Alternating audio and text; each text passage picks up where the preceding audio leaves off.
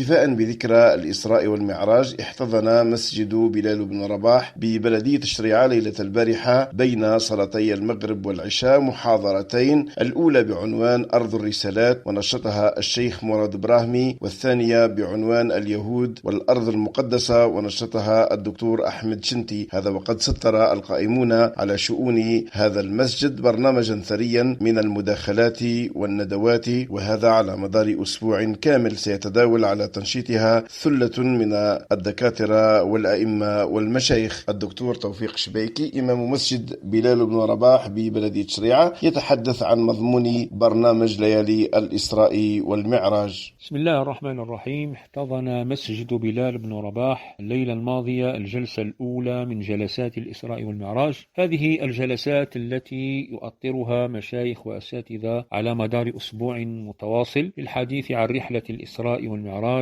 الجليلة التي كرم الله تعالى بها نبيه صلى الله عليه وسلم، استلهموا دروسها وعبرها. وقد ضبطنا لذلك برنامجا ثريا يؤطره كما ذكرنا شيوخ وأساتذة أفاضل من أمثال الشيخ براهمي مراد والدكتور أحمد شنتي طبعا في الجلسة الأولى. كما يحضر الجلسات أيضا الشيخ سليمان بوديار الحديث عن الإسراء والمعراج في القرآن، الشيخ موسى علوات يحدثنا عن المسجد الأقصى، الشيخ محمد بريبش في حديث عن تعظيم شعائر الله، الشيخ صالح جاب الله يحدثنا عن المسجد الأقصى تاريخا وعقيدة.